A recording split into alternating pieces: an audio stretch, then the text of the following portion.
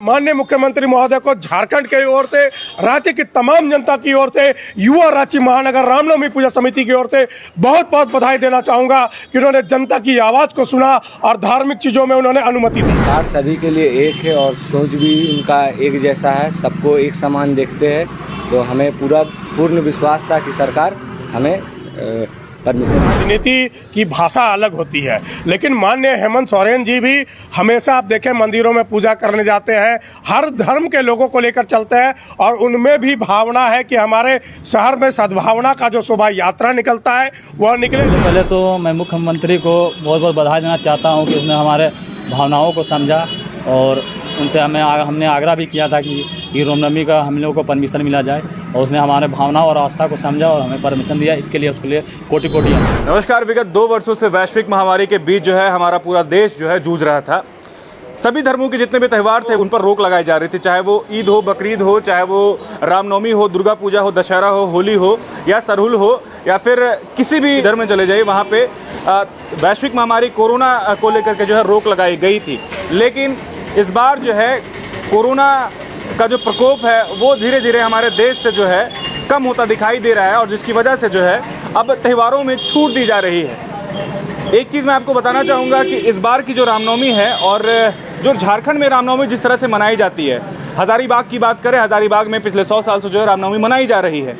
इस बार ये गाइडलाइन आया था कि रामनवमी पर जो जुलूस है उस पर रोक लगाया गया है और जिस पर जो है किसी तरह की जो है पाबंदी लगाई गई थी, धारा 144 वगैरह आप लोग खबर में सुने होंगे। लेकिन अभी की इस वक्त की सबसे बड़ी खबर यही है कि झारखंड की हेमंत सोरेन सरकार जो है वो रामनवमी और सरहुल दोनों के लिए जो है अनुमति प्रदान की है और ये बहुत बड़ी बात है। हमारे साथ इस वक्त युवा महानगर रांची समिति के अध्यक्ष हैं नंदकिशोर चंदेल जी और रामनवमी की जुलूस को किस तरह से जो है परमिशन दिया जाए, सरकार से दिलाया जाए, इसके लिए मुखर रहे हैं। सबसे पहले हम तो ये जानना चाहेंगे कि चंदेल जी, लग रहा था कि हेमंत सोरेन जो है परमिशन देगी इस चीज़ की? देखिए, मुझे पूरी तरह विश्वास था कि झारखंड के मुख्यमंत्री हेमंत सोरेन जी इस कार्यक्रम के लिए, हमारे रामनवमी शोभा यात्रा के लिए, सरहुल के लिए 100% परमिशन देंगे, क्योंकि युवा रांची महानगर रामनवमी पूजा समिति ने सबसे पहले प्रेस के माध्यम से मुख्यमंत्री महोदय से आग्रह किया था और पूर्ण विश्वास था हमें कि ये अनुमति हमें जरूर मिलेगी। चंदेल जी, 2 साल जो कहें कि वैश्विक महामारी से हमारा देश जो जूझ रहा था, बावजूद इसकी जो है इस बार भी ये कयास लगाया जा रहा था कि इस बार जो है और इवन गाइडलाइन भी जारी कर दिया गया था कि इस बार जुलूस पर रोक लगाया जाएगा।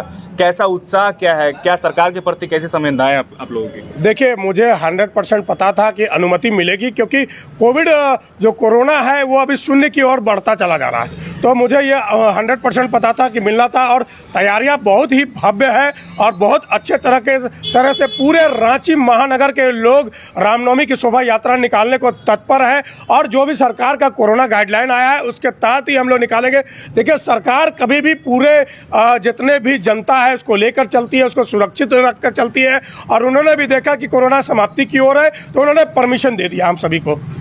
चंदेल जी, अभी बजट सत्र चल रहा था जो एक महीने का चल रहा था। इस बीच जो है रामनवमी का मुद्दा भी उठा बीच बीच में और जो बीजेपी के विधायक है, चाहे वो कांग्रेस के विधायक है, अंबा प्रसाद की बात करें, चाहे वो मनीष जायसवाल की बात करें, इस विषय पर वो मुखर रहे थे।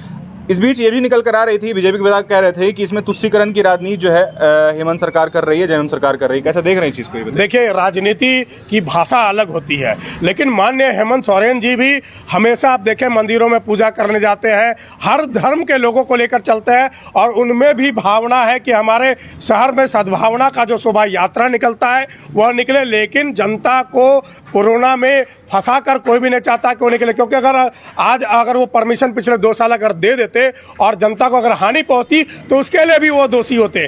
तो कहीं ना कहीं विपक्ष हमेशा फंसाने की बात करता है, तो हम उसको राजनीति को दरकिनार करते हुए हम जानते थे, हमारी पूरी आस्था थी कि माननीय हेमंत सोरेन परमिशन देगा और उन्होंने दिया है। चंदेल जी, आखिरी सवाल आपसे करेंगे, तैयारियां क्या कुछ है इस बार की रामनवमी में? कैसा उत्साह है आप लोगों के बीच में, क्योंकि 2 साल के बाद जो है वापस से जो है ये जोश खरोश है, क्या कुछ कहना चाहिए? आप देख रहे होंगे इस बार मंगला जो शोभा यात्रा निकल रही है उसमें ऐसी भीड़ आ रही है कि लग रहा है कि रामनवमी का ही पूरा माहौल बना हुआ है। पूरे लोग पूरे दमखम के साथ और बहुत विस्तृत रूप से कार्यक्रम कर रहे हैं। देखिए, युवा रांची महानगर रामनवमी पूजा समिति जो 2 दिन का कार्यक्रम करती थी, अपने कार्यक्रम को भी 3 दिन का बना चुकी है। वो पहला हम लोग सप्तमी के दिन से ही अपना कार्यक्रम शुरू करेंगे और उस दिन हम लोग सांस्कृतिक कार्यक्रम भी रखे हैं और लोगों के सम्मान समारोह भी रखे हैं। अष्टमी को हम लोग रात्रि में शोभा यात्रा का हम लोग स्वागत करते हैं। नवमी के दिन तमाम लाखों की संख्या में आने वाले श्री राम भक्तों का हम लोग स्वागत करते हैं और बहुत बड़ी भव्यता है और उस भव्यता के लिए हम लोग शहर में लोगों को आमंत्रित करते चल रहे हैं। हेमंत सरकार को क्या कुछ संदेश देना चाहिए? मैं माननीय मुख्यमंत्री महोदय को झारखंड की ओर से, राज्य की तमाम जनता की ओर से, युवा रांची महानगर रामनवमी पूजा समिति की ओर से बहुत बहुत बधाई देना चाहूँगा कि उन्होंने जनता की आवाज़ को सुना और धार्मिक चीज़ों में उन्होंने अनुमति दी। तो जी बिल्कुल, ये युवा रांची महानगर समिति रामनवमी के जो अध्यक्ष हैं नंदकिशोर चंदेल जी, वो अपनी बात रख रहे थे रामनवमी को लेकर के। और जहां तक बात आस्था की आती है तो वहां पर सरकार किसी की भी हो वो उसके प्रति जो है वो नर्म हो जाती है, एक तरह से कह सकते हैं सॉफ्ट हो जाती है। और यही वजह है कि रामनवमी को लेकर के जो है परमिशन दी गई है। हमारे साथ युवा महानगर रांची के और भी जो यहाँ पे कर्मचारी कार्यकर्ता हैं उनसे हम बातचीत करते हैं और जानते हैं। क्या नाम है आपका? विनय सिंह। अपना परिचय दीजिए पहले। विनय सिंह, युवा रांची महानगर पूजा समिति मुख्य सलाहकार।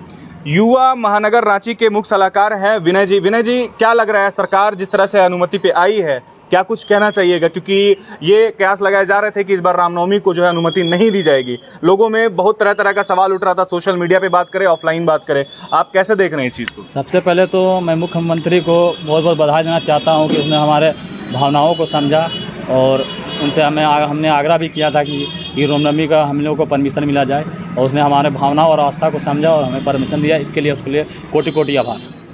अच्छा, एक बात बताइए, आप लोग जिस तरह से रामनवमी हर साल मनाते आते हैं, क्योंकि 2 साल का गैप रहा है, इस बार आप लोगों की क्या कुछ विशेष तैयारियां हैं? आप किस तरह से जो मैनेज कर रहे हैं? क्योंकि कोविड गाइडलाइंस भी है, वो सब भी आपको ध्यान में रखना है। क्या सरकार जिस तरह से नियम ला रही है, जिस तरह से गाइडलाइंस ला रही है, वो फुलफिल हो पाएगा? सरकार का नियम गाइडलाइन के तहत ही पूजा किया जाएगा, पूजा का आयोजन किया जाएगा।